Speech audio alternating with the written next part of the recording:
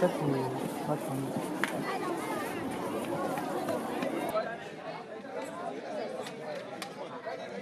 It's an absolute tragedy for these local people who had their homes wiped out due to the flooding and were already affected by conflict in the region, Boko Haram related conflict. These are farmers that would rather be on their farms, now being hit by floods. So what we saw today was continued challenges for people to live away from their homes.